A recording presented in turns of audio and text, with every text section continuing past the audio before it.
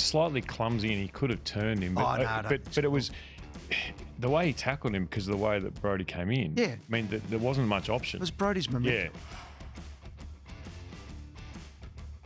Hello, everyone. Welcome to Eddie and Jimmy, our podcast. But our Jimmy today is not the great Jimmy Bartel.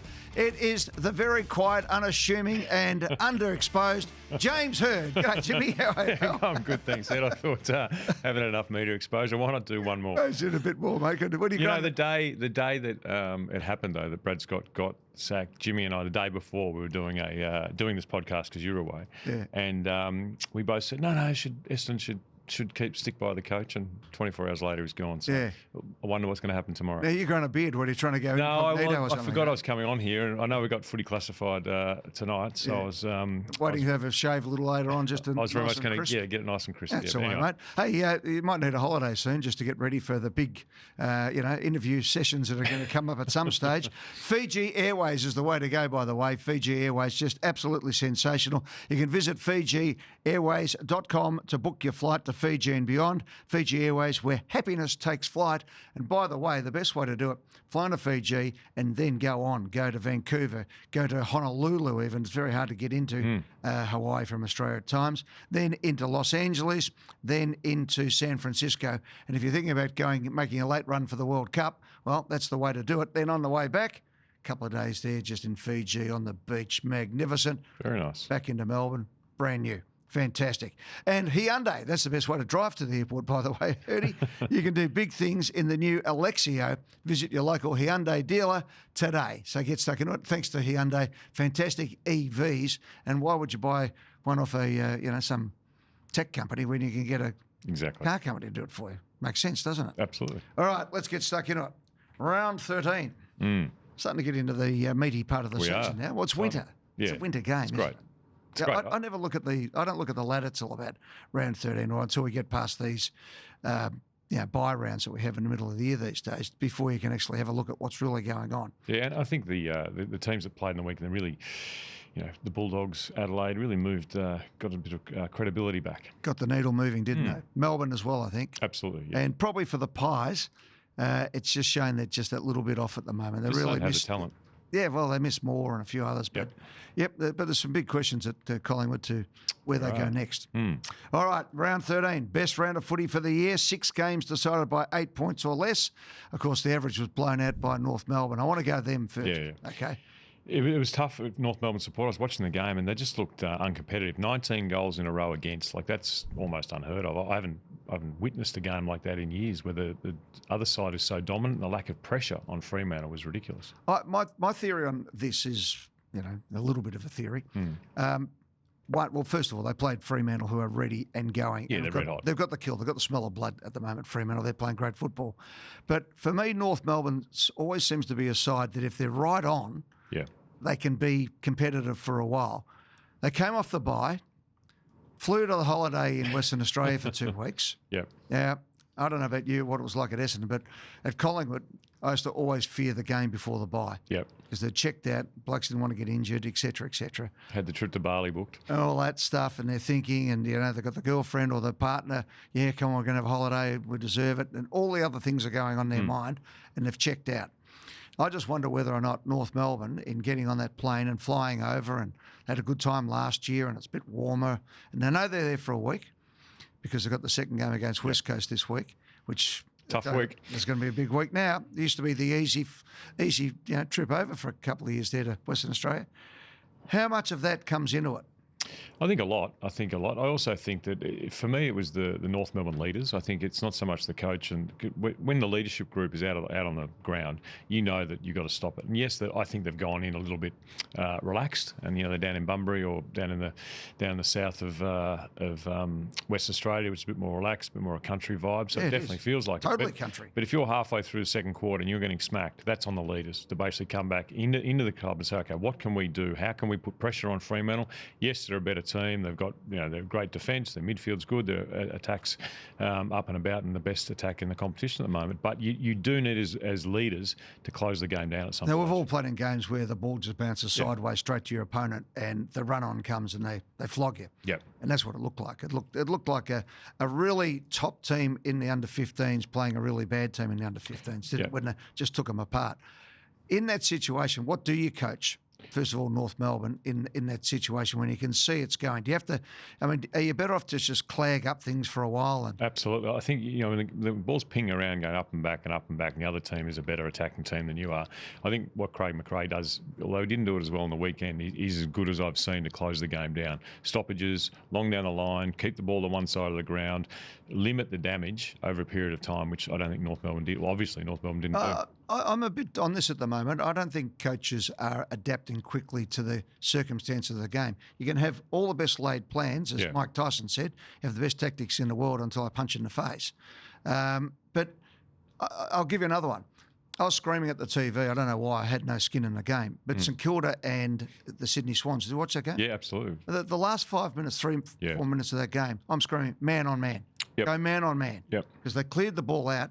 And basically, you're giving them another foray forward and so much time and space to run, pick the position, pick the angle, come in. And then in the end, they have a ball up and have two blokes standing on their own. Stand next to the bloke. That last stoppage was they got walked Disaster. away. They got walked away from the stoppage and opened up space. It's fair enough. We always had a rule of stoppage, defensive stoppage. You have one spare, and that's he sits at the back of the stoppage. The rest is absolutely man on man, and you got to clog up that stoppage. But Heaney's the one. Heaney's the one. Heaney's the one. But even after that, the ball came out to a player who was 5 minutes. Well, Hall should have rolled up. They should have all rolled up onto their men. It didn't happen. But I'm sure. What is it? Matt, what used to be yelled out in the under-11s? I'll go back to when you were coaching and I was the mad parent on the sidelines. Your boundary umpire at times. Yes. Getting abused by the supporters. Man up. Yeah, me, I was. Yeah. It was good. I enjoyed it because I got a different tone of abuse as I ran up and down the boundary line. But you got accused of cheating one day, didn't you? What about that? Can we tell that story? Yeah. What about this? This is horrible. So it was a... Was it Turek Park? No, it was away. Was it away game? So it was even better. I was at their home ground. And you're coaching, and it was a tight game, and I'm the boundary umpire. It wasn't Morty Bray or one of those, was it? No, it didn't matter, mate. I don't care. Anyway, so the ball gets kicked up, and this kid grabs the ball, and he runs. It's like scores a level or something, or close. No, but they were 3 points behind or something. Yep. Anyway, the kid gets it on the boundary line, and I'm the boundary umpire, and he half steps over, and I give him a little bit of leeway, and then he steps right over, and I blow the whistle as he kicks the ball, and of course he slots it from the boundary line. Which puts them in front. I think we were 3 points in front. Instead of being 3 points in front, they're 2 points behind. Yeah. And we take it down the other end and win. That's right, exactly. Yeah. And some parent complained. Yeah. Some parent. Oh, they weren't happy. The other side. He was in the car. He was further out the Wayne Harms by the time he kicked it. He was in the car park, but I gave him the leeway. I should have called him straight away, but anyway. Yeah. Anyway. Yes. Controversy follows you everywhere, Ed. Not me, just you. No, accuracy. Yeah. It could have been. It was a low key team. That wasn't you coaching. That's right. On the boundary line. Righto. Let's get into the other games. Crows by a point was a great win. They needed to win a close one. They did. Yeah, they did. And, I think everyone thought this is the real deal. I love the way the Crows are really. I've been critical of Adelaide. I think they've been a disappointing team up until now, the competition since last week. But they showed they're a real deal and climbing up the ladder. That's why the season from now on gets really, really exciting. Dogs by 6, but more importantly there, Hawthorn kicked 111. But I thought they lost their way, the Hawks. You can take the unsociable Hawks thing Too far. Yep, too far. I think they should be more concentrated on defending the ground rather than carrying on at the opposition, particularly down back. I think when Sicily was carrying on a bit too much, that went a bit too far. And Wizard went a bit over the top as well. But I'll tell you what, everyone went to school on it. Yeah, they did. You know what you're going to do next week to both of them, aren't you? Yeah, but I got a lot of admiration for James Sicily as a captain. I think he's a really good leader, but sometimes just goes a slight bit too far. And I think Watson's a star, but he hits the pack better than just about anyone. His ability to crumb a ball. Yeah. Unbelievable. And I like the way he starts back, doesn't he? He's not, you don't have to be front and square underneath the pack necessarily. He starts back and hits it at full speed. So you talk about that because a lot of players get there too early and they have Yeah. to wait. He gets there even a little bit too late, but what happens is he's moving with speed, so he gets the ball and it's too hard to stop. Well, he won the game for Hawthorn against Collingwood. Yeah. And Quaynor went in Yep. to get and if it came off the back of the pack, fair enough, but stay on your man, especially if it's Watson. Watson stayed back, ball came out, he got it. Yeah, you're always Simple coaching shot guys in that situation to get there a tiny bit later than too early. Excuse me. Swans by 2. Now, the Swans' injuries Yeah, made that even more meritorious. it did, yeah. And they've got a lot of injuries now to their whole list, not just on the day, but the way the great thing about the Sydney Swans is they never believe they're beaten, which I think is one of the sign of a really good side. And between the Swans and Freo, look like they're the two teams to beat at the moment. Your old mob got beaten by the Blues, which normally makes you ill for a week, It was hard to watch in the end. by 5 points, but at the same time, at least they had a bit of a go competitive. I mean, they've got to tighten a few things up. Everyone's seen over the weekend, the kicking forward. Yep. Missing. What's his name? Missing Nate Caddy. Yeah, Nate Caddy, There are sorry. a couple of things that work for them, mate. Keeping Carlton under, 80 points or 72 points is an advantage. Putting Zach to half-back, which means you've got Robertson, Zach half-back as good kickers. I don't think Zach will kick it as badly as that ever again. Yeah. And then McKay up forward and Reid up forward. I thought were good moves as well at the end of the game. But, if you've got a superstar like Nate Caddy or potential superstar like Nate Caddy in the forward line, here's a tip. Kick it to him. Yeah, especially when he's 20 metres clear on everyone. Some of the ones that went straight over his head, you feel for Or him. ignored even. But that's But footy. you can understand the younger guys just panicking a little bit Yep. and running in. And the last one was, let's talk about this game yesterday, Collingwood and Melbourne.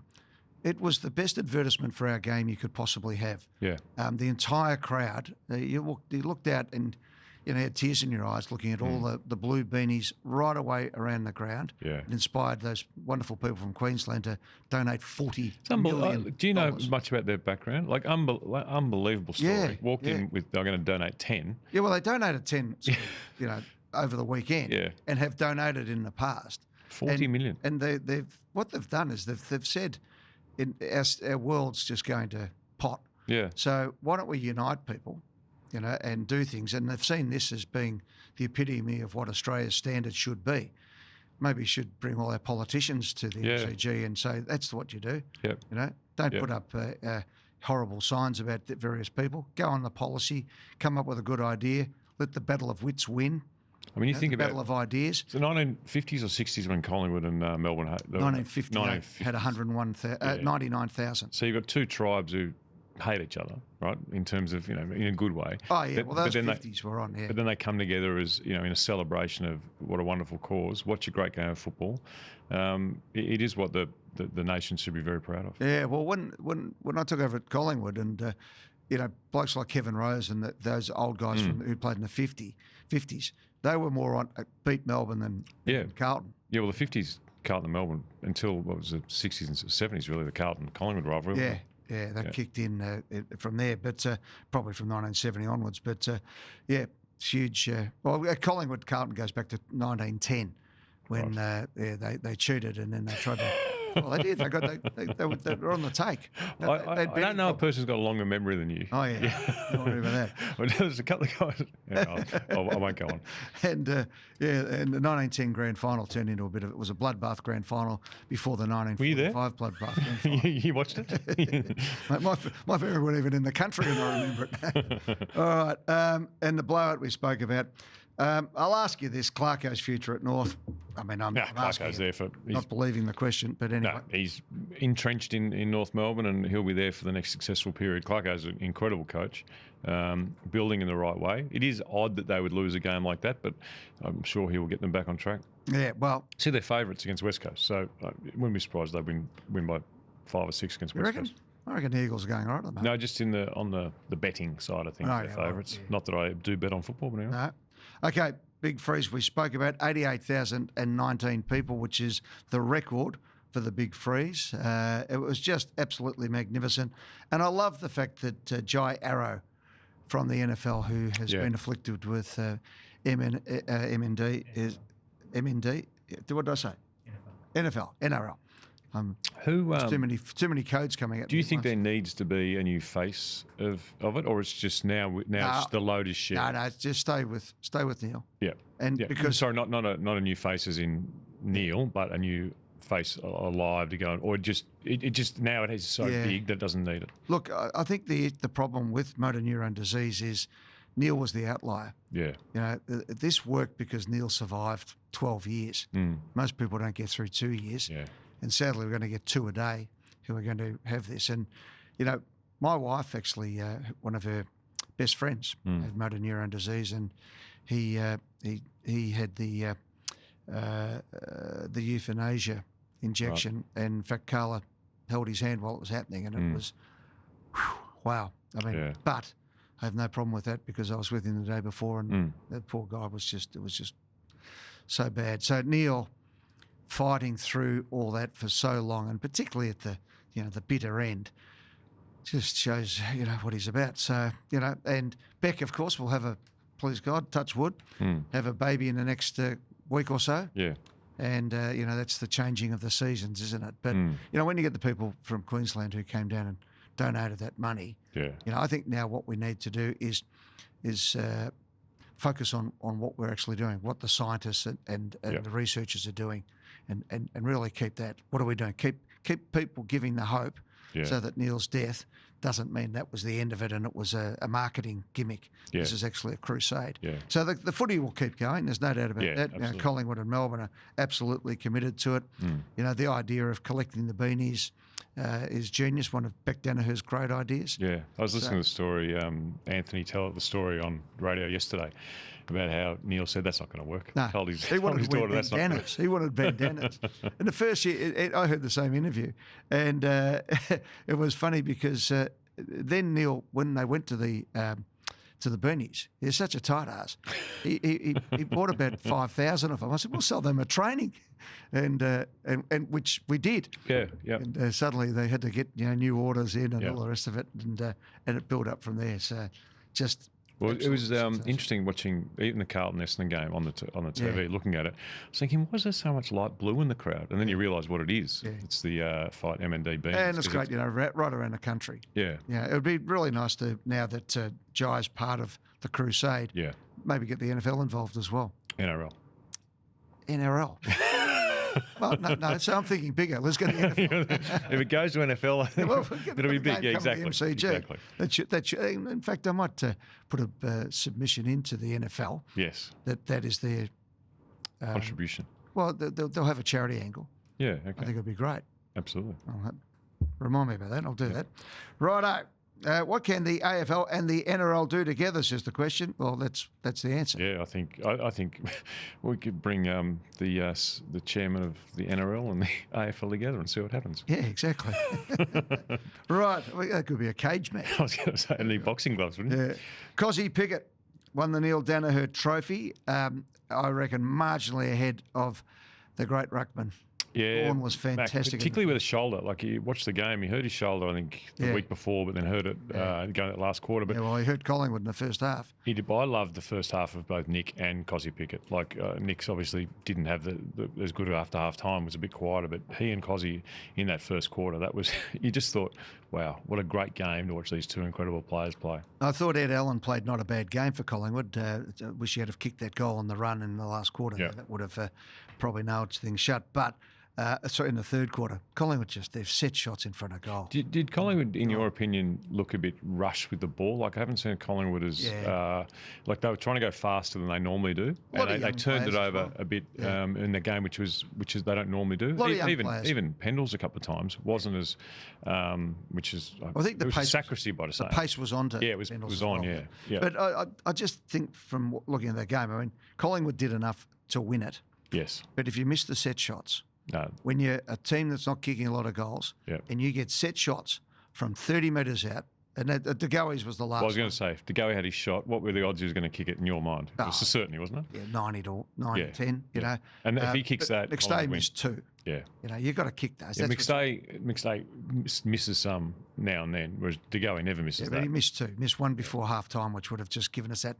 3-kick lead, and then misses one in the last quarter, which is a soda. And then in the third quarter, we missed, I reckon, 3 set shots and that running goal from Ed Allen. Yeah, I'm really upset with Jordan because I'm in a betting contest with Derm, and I went Collingwood and he went Melbourne. So Derm won't let me forget about it. Oh, my heart breaks for you. Okay. Derm's if you do anything with Derm and he wins. Oh yeah, I know. You'll be at the end of it. Text for the rest of the week. Yeah. Now, just a couple of incidents. Billy Frampton's tackle on Brody Myercheck. They'll decide that this afternoon. I don't think there's anything. I don't think there's anything in it. It's slightly clumsy, and he could have turned him. But it was the way he tackled him because of the way that Brody came in. Yeah, I mean there wasn't much option. It was Brody's momentum. Yeah. And look, I mean, if there's one player on the Melbourne side who the Collingwood blokes don't want to. No. I'm saying there's nothing wrong. I'm saying slightly clumsy, like slightly. You could have turned slightly, but nothing wrong with it. I think but more importantly, we're getting too much into that stuff. You've got to look at the context of the game. He ran straight at him. And he's a bull of a man. He's a hard man to tackle. You're in the forward 50. He wraps him up the right way, so he doesn't grab him around the head, doesn't run into him. So if you don't run into him to cause a neck injury, what's the only way you can go? Yeah, that's right. Yeah. So that's what happens. And on Brody's, he's okay. He's okay. Yeah, he's okay. That's all we need to know. So reported in good spirits last night. Scans, temporarily lost feeling in his limbs after jarring it, which that is really scary. I remember talking to Doc Reed about neck injuries if your head goes like that down to your chin goes to your chest, you're absolutely fine. When you hit straight on top, which he did, that's the worry. The compression side of things. Yeah. Braden Maynard's dislocated shoulder. He's out for a month. The toughest man in the world. He's pretty tough. or senseless, or whatever you want to call it. The first time he did it, came back on the second time. He almost had a smile on his face when he was running off. Like it was, I know it wasn't. They put that much stuff in it, did they? But it was almost like he just like, oh, well, it's gone again. So the second time, did you see it? Yeah. Pickett. I think he's got a case. I think it's a fine. I really do. Maybe a fine. But you know what I say on that situation? So my philosophy on this is rule number 1 in any sport and in life. Protect yourself at all times. Yes. He's on the ground. Yep. Blake's running over the top of him. True. He lifts his leg. That's a reflex action. Yep. If you're running at me, I'm going to go like that. I don't think because what happened to Brody should have anything to do with it. No. But I think his leg went up. His leg went up. That's so technically it's a trip. Yeah. But I think it was as much a reflex. And that's why I think it's a fine. I'll take a fine. Yeah, not a suspension. And say don't do this anymore. Yeah. No suspension. Yeah. I think that was a reflex action, and again, I think in that situation, if Braden Maynard's running over the top of you, you're covering up a little bit. So I think you're covering up a lot. You are. If Braden Maynard's coming near you. But if you read some of our colleagues in the media and some of the carry-on that goes on. Well, we know there's one extreme and then there's the other extreme, and somewhere in the middle is not. Maybe we need to put the media into a contact sport for 5 minutes before they make those decisions. Some of the press box. Go and do judo for a week or something. Just get Braden Maynard running at them. Yeah, that's it. And then write your article. Yeah. Well, you lie down, let Braden Maynard come at you like a raging And after you've done that, write your article. Yeah. Exactly. Rule of the week, umpire contact. It was just an epidemic, wasn't it, over the weekend? I'm actually for the free kick. I'm for the free kick now. I wasn't because I always thought the umpire should, but now... You know what it does? It makes players get out of the way. Yeah. Yep. So the Tassie Thomas said the umpire should run forward in the centre bounce. Throw it up, wait them to tap. No, you run into the umpires, don't you? Well, I don't know whether now you actually... See, what I've always I actually put this to the rules committee, is once we got rid of the bounce, right? So when you had the bounce, you're in there, you're trying to hit the ball contact to the ground as low as you possibly can be, which means you have to get up and get out of the way as 2 men are coming straight at you and everyone's running in. My idea was that now that you've got the ball up, and by the way, they need to throw it up another metre and a half. Did you see the one where the umpire threw it up was in Collingwood's back line, where Gawn didn't get it, but he basically almost threw it to throw it up. Now, I know that I think the idea there is to try and stop them jumping into each other. It only went this high. Mate, throw it up. I'm with you. Yeah. But what I would do is the umpire stands, right? Now, the umpire can stand, if that's the centre circle, there's the table, right? The umpire can stand right back and throw it up. Not straight up, right? Yep. Throw it up into the circle. But I guarantee, you know what I'm going to do if I'm being tagged? I'm still going to try and use that umpire as a way to get away. No matter where you are, I'm going to use, which is what the problem is. You've got 4 of them out there and 500 boundary umpires and all the rest of them running around. Just watch. Yeah. And if you hit the umpire, It's a free kick. It's a free kick. I agree. And if you set up behind the umpire and you hit him, you get a week. Yeah. Because that's you're disobeying the rules and the spirit of what we're trying to do, not clean up the umpire. Yep. And if you've got Eleni running around and she gets hit, you nearly Yeah, no, wipe her that's out, why I think it's a free we want kick. women coming in, but if you throw the ball there and you are standing roughly where the two combatants are, you're out of the way. Yeah. So he was almost. Can you throw it from 5 metres away and lob it in almost? Yeah, that's what I'm saying. That would be 5 metres, but yeah, close enough. Well, Let's go 5. Yeah. Let's make it 5. You stand there and you throw it like that. Right? Okay, we're bringing a skill back into the game, but you can throw it up, and guess what? The two blokes in the centre circle have to compete. In the old days, they bounce it sideways and you went. And don't call it back. Throw it up, and if it gets, goes to the side and it falls out, that's what a ruck rover and what we used to call ruck rovers, centremen and rovers before everyone called them midfielders. Get back to, can we get our vernacular back? And by the way, they're Guernseys, not jerseys. And it used to be. I reckon there should be a $1,000 fine for any AFL person who calls our jumper a jersey. Okay. Right? Because this Sydney-ism is starting to get in. Yeah. Right? It's in our media everywhere. But the centreman always sat behind the ruckman. Yeah. The rover was the one you hit the ball to. And the ruck side. rover was the one that read the opposition's and tap. was the third man up if need be. Yeah. That was that. Seemed to work pretty well for 120 years, but anyway. So again, now that we're at the centre circle, the whole idea was to take the PCL out of the rucking contest. Well, away you go. I don't even know why you need to have the centre circle.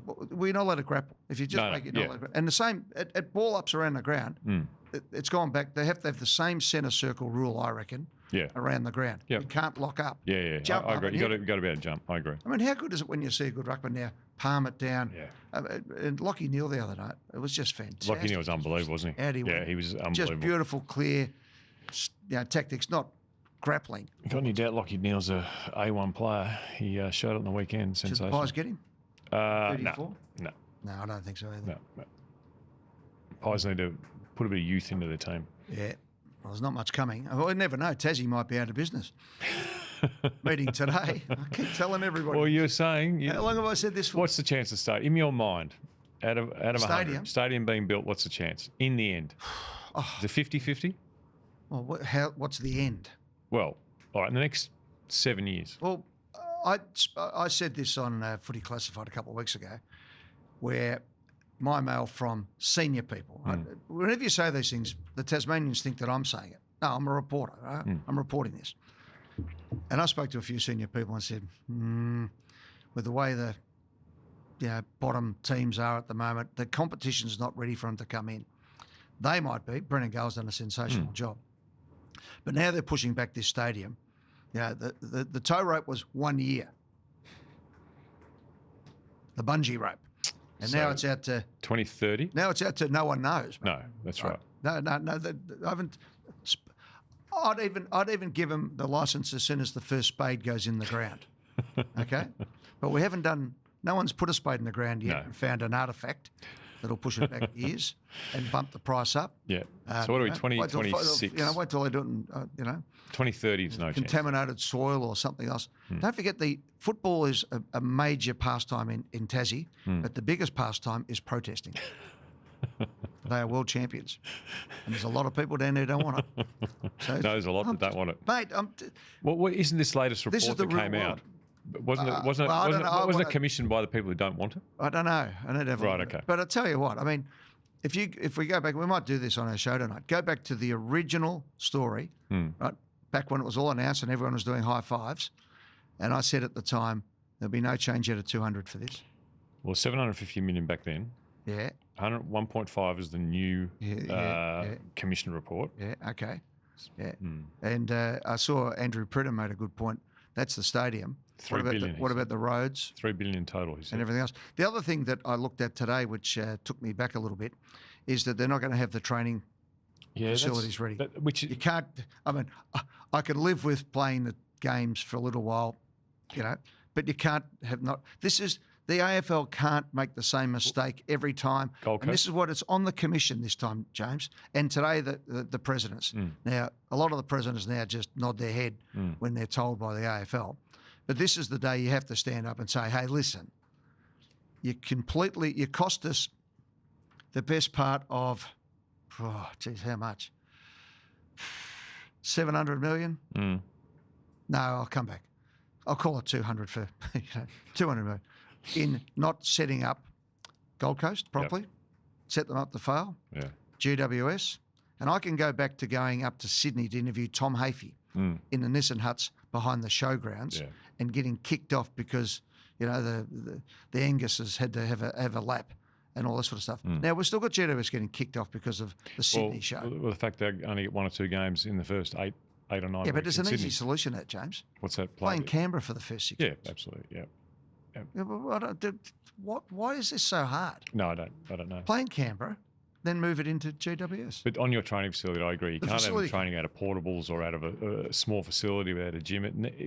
Not only for the training of the players, but if you want to get elite players to go down there and you go down, you're in portables or you're in the old North Hobart ground or wherever it is, the best players in the competition aren't going to want to go. So get it right. You need an elite training facility to start. Mate, it is just so But that's not meant to be finished at its earliest till round 1, 2028, even if they start now. Yeah. So that's never going to happen round 1. No, it's not going to happen. That'll be round 1, So 2029. why don't we all take a deep breath and be adults and say, righto, maybe we need to have a look at this again because in between time we have had a war. It's hard to walk it back though. I mean, Andrew Dillon again. No, it's 2 not hard weeks to walk ago. it back. If something's going to take you off the cliff, come back. Okay. Just step back for a second. Let's have another look.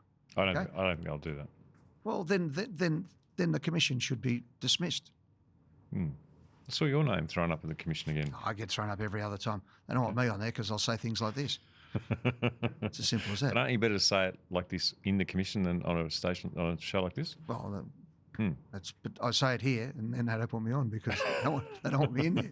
No, but James, I'm being serious, right? Yeah. No, I know you're being serious. And people will take this the wrong way in Tasmania. I want Tasmania to succeed. I think it would be the best thing for Tasmania. The feds have got to put a lot more money in because they don't give enough to Tasmania. Okay, so you need to do that. They're going to be giving a lot of money for the Olympic Games, as they should to Queensland, but that's where they should go. It's Tasmania's turn, long overdue. Okay, but the last thing they need to do is have 10 years of headlines of how bad they are. And I think the concessions they've got around the draft and players, that's a good package. That's a good set package. them up well. And everyone's copying that. Everyone's happy with that. But if you have a really good package and you can't attract players because what you've set up down there isn't ready, I agree. I think we played Tassie in the VFL last week at Port Melbourne, and it was crazy. It was 2,500, 3,000 people, a great environment. Everyone's behind it. But if you set it up to fail by not having the environment for your players, you won't get the best players go down there. Okay, so why wouldn't this was what I've said for a long time. Yeah. Keep building up Tasmania in the VFL. Yep. Right? Build it up and spend the next few years spending all the money on academies down in Tasmania and bring it through so that there's 4 or 5 players from Tasmania ready to be drafted every year into the competition. They can come and play now, and then you get them back as soon as the team comes into the competition. Really have a good look about what we're doing with the stadium. Now, I know everyone they always say to me, it doesn't rain as much in Tasmania as it does in Melbourne. It's not, people got to get their head around this. The roofs go on now because of lightning and wind and all sorts of different things. I mean, if you're sitting in the back row of that stadium with binoculars, you can see a polar bear in Antarctica. Seriously, you're going down there on a Thursday night. It's not Sunday afternoon football. They've got to be the big game. Yeah. It'll be, Tasmania versus Essendon and Collingwood and, the big clubs. I think what people mistake your comments are, you want it to happen, but you want it to happen the right way. Yeah, that's it. Yeah. But everybody rushes. Yeah. It's like, again, in politics at the moment, everyone rushes at an idea. And you go, okay, who's going to run the country? Right? Who is doing who is going over to meet the Secretary of State? Who is setting these things? Now, that doesn't mean, the incumbents are shooting the lights out, but you'd like to think that we actually, I don't know, understand, I'm going to get political for a second. I do not understand why political parties don't have a pathway program that isn't the young Liberals and isn't the young Labor, where you're handing out pamphlets when you're 14. Why wouldn't you go to some of the big operations and just go there and say, righto, James Hird, when you're 22, you're a gun. We're going to put you through. We're going to send you to Harvard, Yep. or we're going to send you to Oxford or whatever. Learn some, greater skills. We're going to put you into international companies. And when you come back, you can be the finance minister. You can be the foreign affairs minister. You can do these things. Why don't we do that? Self-interest. Too much self-interest Well, in political we just parties. get the, No, but I agree with you. We get politicians who want to be politicians, which why are you train usually the people. ones you don't want to have. Yeah. And then you don't get anyone coming in late in life anymore because you get parachuted in and you get your head kicked in. Yeah. No. And here we are. Anyway, written and authorised by Eddie McGuire for the which Make party? Australia Great Again. No, I'm not on any party. No, I get painted as Labor. I was teasing you on because I that. grew up in Broadie, and my brother was a Labor politician. He also barracked for Essendon. Yeah. So we don't have. Great man, Frank. Yeah. Smart one in the family. But he might well be. And my sisters are too. I think I come in. I think I'm an outlier. Yeah, I was the black and white sheep of my family. All right, let's go. No, this is the one I've been waiting for. Okay. Harry McKay. Yes. The time wasting. Yep. Now, I think I might have been on the rules committee when this came in. And at the time, I said, so you can go back, take your, how long is it? 30 seconds. 30 seconds. Take your 30 seconds. Why you need 30? You cook a roast dinner in 30 seconds. Yep. And now this was another knee-jerk reaction to Lloydie because the umpires didn't go, play on. Yep. That's all they had to Cops do. a lot of blame for this, Matthew. Well, he does because he was the grass throwing. But we make up rules for people. Yeah. He got a rule. Buddy got a rule. Yeah. Buddy can run around an arc. Yeah. The wizard can't. Please explain. Yeah. Staying on the political theme. At the time, I suggested this, and I heard Ross Stevenson say it on 3AW this morning. We're in vigorous agreement. Ross, a very smart man and understands things. He's a lawyer by trade, so he looks for the loopholes because what we do now is we have lawyers making the rules and they have 5 subsets. You know that I've told you this. The rush behind is a rule and 4 dot points underneath it, how to get around it. Really? Yeah. It's just people with too much time on their hands. So this one, it was always, because you know what it's like in football, the first thing you do is how do you get around the rule? Yeah. So we've got a minute 10 to go. Pies are in front by 2 points. I've marked it 60. I go back. I'm going to have a shot. Yeah. Okay, and then usually pass it backwards or do something else. Right? You cut the clock down. Preferably you kick it to somebody who can do the same thing, and the game's over. Takes all the fun out of the game and the whole thing. So I will say this: you cannot ask for the 30 seconds, which should be immediately reduced to 20. Okay. So I'll say this to you again: the whole reason was to get rid of time wasting. Has now become the greatest time-wasting mechanism. You don't need 30 seconds. And not only that, but we're kicking more goals, and we have 45 to a minute ad breaks, and then we've got 30 seconds every time because people have worked it out. Take the 30, gives your midfielders a bit of time to get there, get themselves right, gives you time to set up in case you miss and there's a quick kick out, et cetera, which actually cocks up the kick out, which is supposed to open the game up. We've gone back to the same thing again. Everyone just sets up down the line. Anyway, so if the man on the mark is inside 50, you can have your extra time. I mean, I'd get rid of it full stop anyway. But anyway, you can have your extra time. If you then pass, I'm going to let you go with this because you've got the same idea as me. Yeah. What happens? It's a free kick from the back of the square. You actually not where you have the kick from. It's worse a penalty from the middle of the back of the square. It's a free kick if you pass or you don't have a legitimate shot. Yep, that's it. And straight away. That's it. Done. And I don't care where you can have a shot from 70 out or 80 out, but if it's not a legitimate shot, back of the square. And the same goes if you're inside. Inside, yeah. If you're inside the 50. So if the bloke's on the top of the square and you go back, waste 30 and kick it backwards to someone. No, but even if you just pop it up, you know how you pop it up to top of the square? Yeah, but if I'm saying even if you're at the top of the square. Yeah. Because if you're a smarty, that's what you do. You go back and you kick it backwards. Yeah. So if you take your 11 or 2, as long as you don't... In other words, you take your shot. You have to have a shot. If you say, I'm having a shot, you have to have a legitimate shot. Yeah. And if the umpire decides it comes off the side of the boot and it was a legitimate shot, that's okay. But legitimate shot, back of the square. And if you really want to punish them, put it in the middle of the ground, centre circle. But if you want to get rid of it, that's the only way to do it. That's the way to do it. But see again, the unintended consequences. All it took in the first place was the umpire to say play on. Yeah. Yeah. Lloydie, exactly.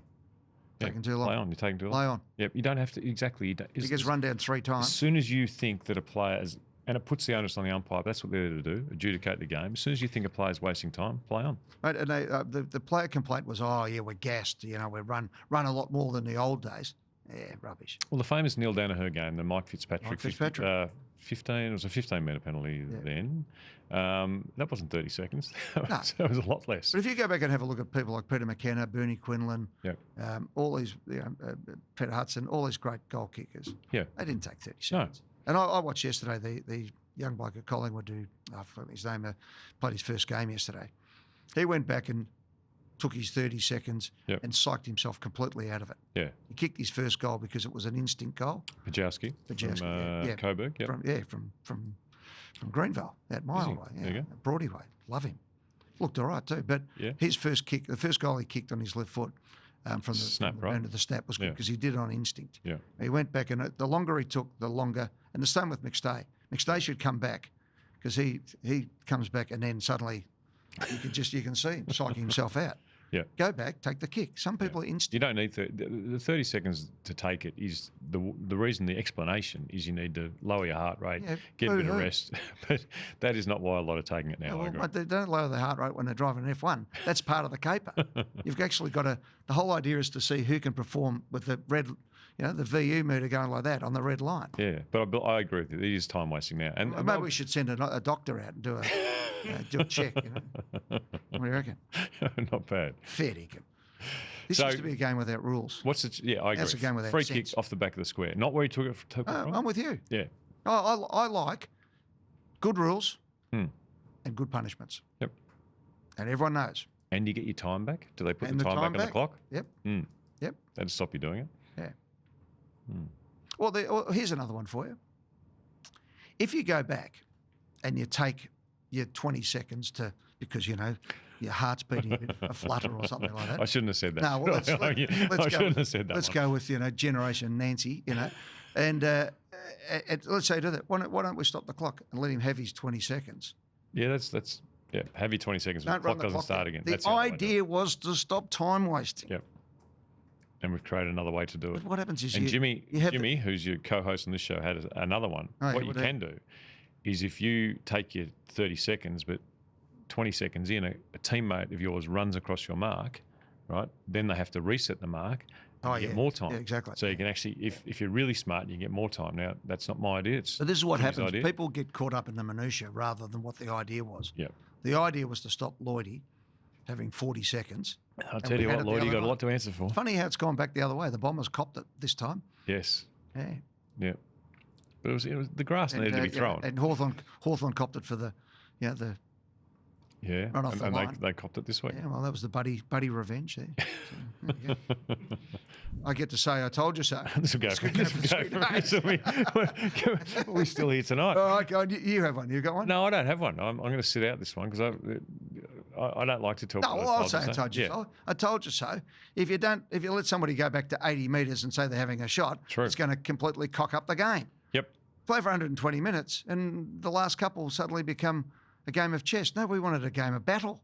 Yeah, we do. Is the clock on the broadcast not working? Was that an issue, or is that? It was working on 7 and it wasn't working on Fox. Okay, there you go. But the clock was actually running. Yeah. Let's go to the Bartel Medal. Thanks to D. Pete, by the way. Fantastic joining us in with our friends at Hyundai and, of course, Fiji Airways. Jamal has gone 1 for Nick Dacos, 2 for Bailey Smith, 3 for Lockie Neal over the weekend. The Bartel Medal, Jimmy has gone. These are Jimmy's votes? Yep. Not James Hurd's? No, these are Jimmy's. I have a bit more pointed in my votes. Jimmy goes across the field, doesn't he? He breeds out the roll everywhere. 1 vote, Danger, Tracy, Brayshaw, Young, McCarthy, Waterman, Hewitt, Gawn. 2, Harvey, Langford, Curtin, Voss, Richards, Bont, Newcomb, Erasmus, Durham, Wilmont, Radigalia, JHF, Naz, Hall, McKay, Dacos. I don't know if Naz gets a vote when he drops the handball and then. I'm just more. How many it was players? a bad handball, but I don't want to blame him, but it was the goal that cost How many him the players are there in the AFL? Yeah, I'm reading 400. 400. So the 3 votes: Cozzy, Dawson, Jackson. That's Luke Jackson.